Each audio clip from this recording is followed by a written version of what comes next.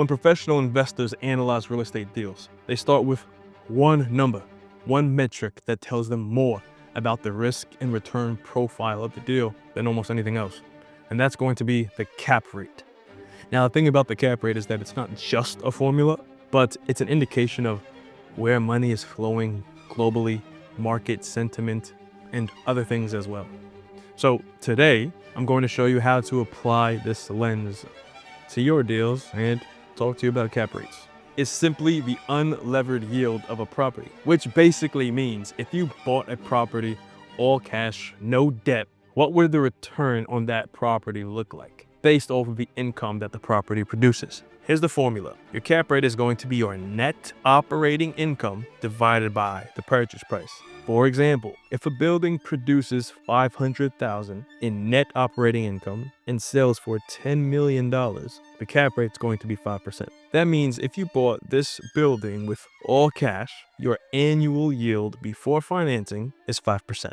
So what actually determines cap rate? Yes, it's going to be the price you pay and what the asset is producing. However, in certain markets, you're going to have certain cap rates that you see are the average within that market. Now, why that is due to location, of course, and the market. Now, think about core Manhattan versus Ohio, suburban Ohio. These are two different levels of risk. These are two different markets. The asset class matters as well. Now, is it multifamily? Is it office? So let's just say you have some multifamily for sale in Manhattan, hypothetically, versus an office building in suburban Ohio. The multifamily in Manhattan, in this case, would be worth more. Different market, different asset class. Now, something else that needs to be factored in here, and something else that matters, is going to be your tenant quality. It's also going to be lease terms. So now let's think of the retail space. If you have a Starbucks with a 20-year lease, well, this is going to be very different than a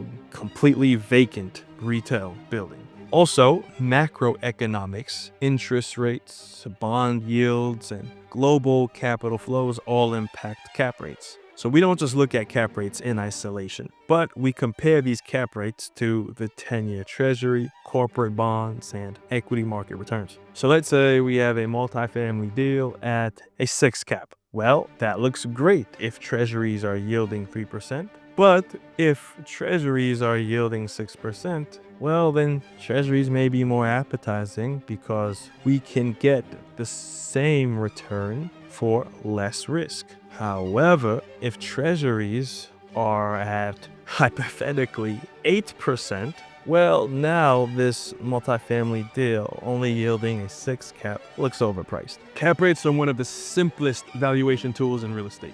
If you reverse the formula, you can calculate the value. So let's take $1 million in net operating income divided by a 5% cap rate. This is going to equal a $20 million valuation. So if you're going to buy a building at $20 million and your net operating income is going to be $1 million, you're buying that building at a 5% cap rate. Now, cap rates are also used for market benchmarking, tracking average cap rates by city and asset class. So firms like CBRE, JLL, etc. publish this data. Cap rates also define the risk-return spectrum. Core assets like NYC Class A multifamily are going to trade for a lower cap rate than opportunistic assets somewhere in the Midwest, let's say, just because of, again, the risk-return spectrum. If you're going to take more risk, you're going to make more money. If you're going to take less risk, you're going to make